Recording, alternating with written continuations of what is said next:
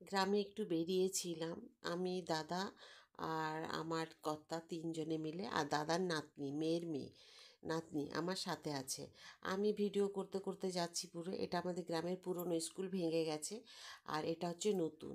এটা হচ্ছে ক্লাস 10, এই ক্লাস 10 বলছি, সরি, ক্লাস 8 পর্যন্ত আছে। ক্লাস 8 পর্যন্ত এখানে ছেলেমেয়েরা পড়াশোনা করতে পারবে। তারপরে কিন্তু 2 কিলোমিটার, 2.5 কিলোমিটারের রাস্তা যেটা, ওখানে গিয়ে একদম টাউন, ওখানের মধ্যে কিন্তু গার্লস বয়েজ দুটোই আলাদা আছে। ক্লাস 11, 12 কোয়েড একসাথে ছেলে মেয়েদের আছে। তো এই স্কুলের ভেতরেই কিন্তু দেখুন হরি মন্দির একটা আছে। এখানে কিন্তু অনেক রকম অনুষ্ঠান হয়। তারপরে এখানে স্টেজ করা আছে বাচ্চাদের নানান রকম স্কুলের প্রতিযোগিতা অনুষ্ঠান আছে। খোলা স্কুলের, গ্রামের স্কুল মানে প্রচুর, মানে অনেকটাই খোলামেলা থাকে। আর কুকুর তো সব জায়গাতেই দেখতে পাবেন, দেখতে পাচ্ছেন তো চারিদিকে। আর কি বলবো। তো এই তো হচ্ছে গ্রামের রাস্তা, চারিদিকে খড়, গরু, ঘুঁটে। সবার ঘরে গ্যাসের কানেকশান আছে, তাহলেও কিন্তু যেসব যে গোবরগুলো হয় সব সার তৈরি করে জমির সাথে দেওয়া হয়। তো সেগুলো আছে। আর এটা কিন্তু প্রচুর উন্নত গ্রাম। এখানে ডাক্তার, ইঞ্জিনিয়ার, উকিল, প্রফেসর, স্কুল মাস্টার, পুলিশে চাকরি করে, এয়ারফোর্সে চাকরি করে। একটা বাড়িতে 4-5 জন মেম্বার যদি হয়, 3-4 জন কিন্তু সবাই সার্ভিস করছে, চাকরি করছে, ছেলে মেয়ে মিলিয়ে। খুবই শিক্ষিত আর উন্নত গ্রাম। আর দেখুন খড়গুলো চারিদিকে দেওয়া আছে। আর এটা কিন্তু পুরো ঢালাই রাস্তা, আপনাদের দেখাচ্ছি দেখুন। পুরোটাই, যতটা আমি এলাম, পুরো গ্রামটাই কিন্তু ঢালাইয়ের রাস্তা। কিন্তু গ্রামে ওই যে খড়গুলো ছড়িয়ে রেখে দিচ্ছে, গাড়িতে যাচ্ছে, ধানগুলো পড়ে যাবে, দিয়ে খড়গুলোকে সাইড করে দেবে আর ধানগুলোকে নিয়ে নেবে। এই খড়গুলো অন্য কোনো কাজে লেগে যাবে। তো এই গ্রামটা কিন্তু অনেক বড়। তো আপনাদেরকে আমি দেখাতে পারলাম না অন্য জায়গাগুলো আরও, কারণ ওগুলো দেখালে অনেকটাই দেরি হয়ে যাবে। তো যতটা পারলাম আমি দেখিয়ে দিলাম আপনাদেরকে, ঘুরিয়ে ঘুরিয়ে দেখিয়ে দিলাম যতটা সম্ভব হলো। আর এই যে ঝিলটা দেখছেন, পুকুরটা বিশাল বড় পুকুর।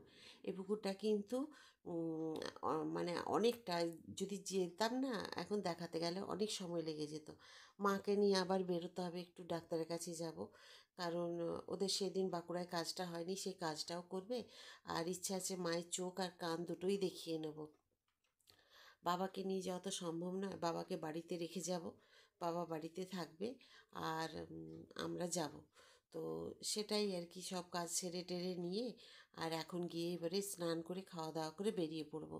আস্তে আস্তে একটুখানি তো সন্ধে হবেই, কারণ তাড়াহুড়ো করে তো আর আসতে পারবো না।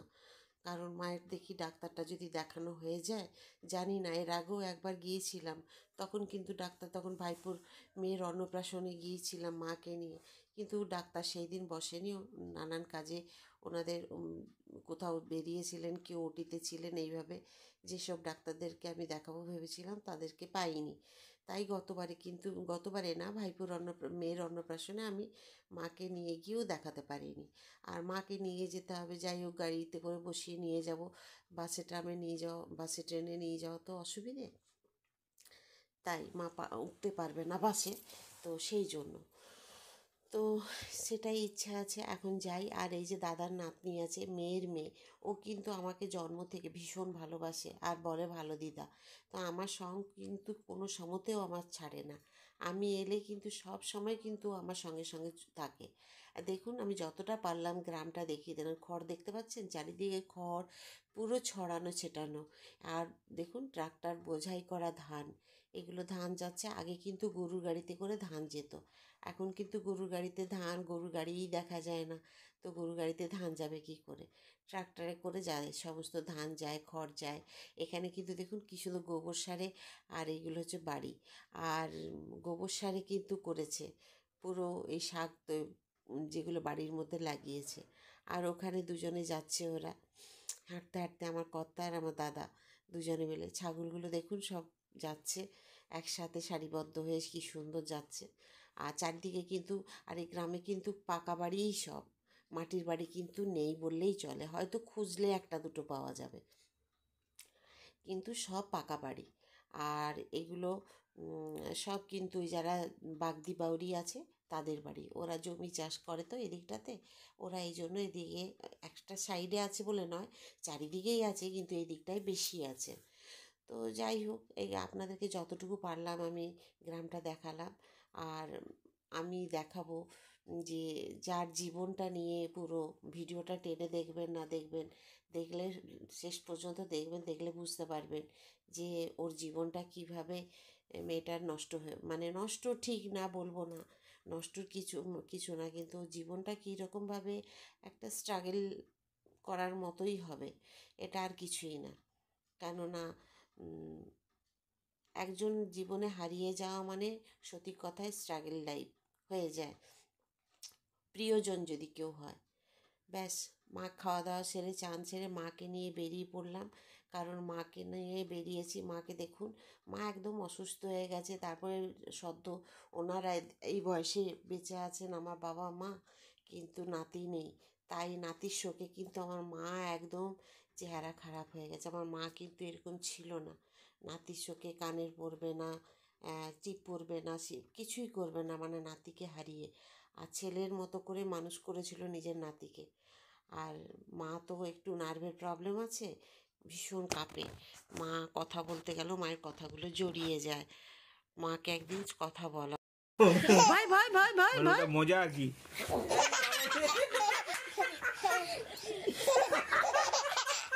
একটু ভয় দেখাও, একটু ভয় দেখাও। ওরে বাবা, হাসিটা দেখো কি দেখছো? সবাই মিলে ওকে নিয়ে মজা করছে আর সবার সাথে ও খুশিতে আছে। আর খুব ভয় দেখাচ্ছে সবাইকে, দাঁত মুখ দেখিয়ে হাঁ করে ভয় দেখাচ্ছে, শুধু ভয় দেখাচ্ছে, সবাইকে ভয় দেখাবে এইরকম করছে। দেখুন ওর মা, ওটা ওই বাচ্চা মেয়ে, 22 বছর বয়স, তার আবার একটা 9 মাসের বাচ্চা। তখন তখন ওর বাবা মারা গেল, 9 মাসের মেয়ে যখন। আর পুরো পরিবার মিলে বসে আছে। এটা ওর বোন, যে ছেলেটি মারা গেল তার বোন, আর বউ, আর এটি মেয়ে। আর ওখানে আমার দাদা বৌদি খাটে বসে আছে।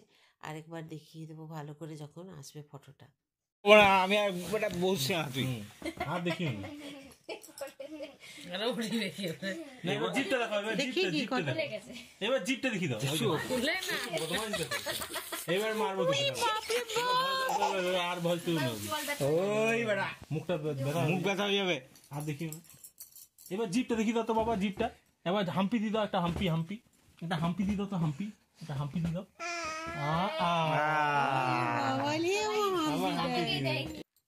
বাচ্চাটা নতুন নতুন অনেক কিছু শিখেছে, তো এখনও মুখে কথা ফুটেনি। এই তো ওর 11 মাস বয়স, 9 মাসে ওর বাবা মারা গেছে, 2 মাস হলো। তো অনেক কিছু শিখেছে। হ্যালো বললে হ্যালো করবে কানে, জিভ বললে জিভ দেখাবে, ভয় দেখাবে, টুকি করলে মুখ ঢাকা দেবে, এর মধ্যেই অনেক কিছু করবে, দেখতে পাবেন আপনারা। তো ভাগ্যবিধাতার এমনই বিধাতার লিখন যে এইটুকু বাচ্চার কপালে এত কিছু লিখে দিয়েছিল যে পিতৃহারা হতে হবে, বাবা হারা হতে হবে, বাবার স্নেহ ভালোবাসা মমতা মায়া কিচ্ছু পাবে না। তো আমার ভাইপো যেন ওকে চোখের মণি করে রেখেছিল, এত ভালোবাসতো না কোনো মানুষকে। ওর গালে মানে একদম মুখে কোনোভাবে ওকে ধরতে দিত না। হাম্পি খাবি বললে তাও না, কে এরকম ছিল। কিন্তু আজকে যে এত এর মধ্যে আছে, আমরা সবাই মিলে ওকে নিয়ে করছি। আজকে কিন্তু আমার ভাইপোই নেই ওর কাছে। ওখানে দাদা বৌদি সদ্য সন্তানকে হারিয়েছে, ছেলেকে, একদম মন মরা হয়ে সব সময় কান্নাকাটি করে আর বসে থাকে। একটাই তো ছেলে ছিল না, তো সে তাকে হারিয়েছে। হারানোর পরে যেন এখন সব কিছু দিশাহারা হয়ে গেছে ওদের। কাকে দেখবে এখন, ওদেরকেই দেখার সময় ছেলেকে আজকে এখন বউকে, মানে ছেলের বউ, বৌমাকে দেখতে হবে, নাতনিকে দেখতে হবে। তো এইসব নানান কারণে দাদা বৌদি দুজনেই খুব অসহায়, ভেঙে পড়েছে। আর বাচ্চাটা দেখুন হ্যালো বললে হ্যালো বলছে। তো বিধাতার কি এরকম লিখন ছিল যে বাচ্চাটাকে এইরকমভাবে নিঃস্ব অনাথ করে দেবে? অনাথ বলতে কি সবাই আছে, দাদু ঠাকুমা দিদিমা দাদু বাবা মা আছে, অনেকেই আছে, বাবা তো নেই, বাবার ভালোবাসা তো পেলো না। বাবার ভালোবাসা ছাড়াই ওকে সারাটা জীবন কাটিয়ে বড় হতে হবে। নাচো নাচে নাচ নাচে নাচো নাচে নাচে নাচে, বাবারি বাবারি বাবারি বাবারি, এদিকে এদিকে এদিকে বাবা এদিকে।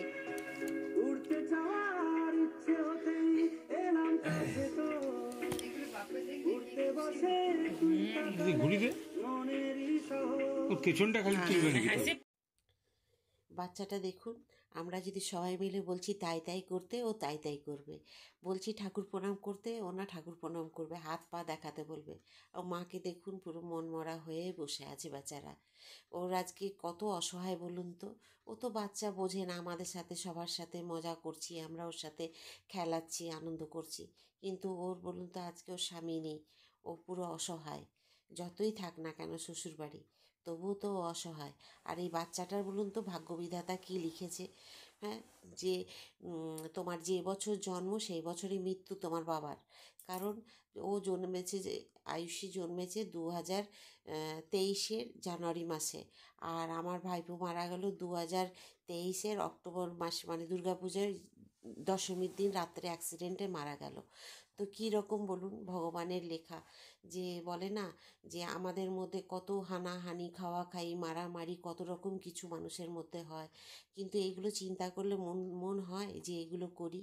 মানুষের সবার মধ্যে সবাই ভালোবেসে মিলেমিশে থাকুন আর দিন কাটান।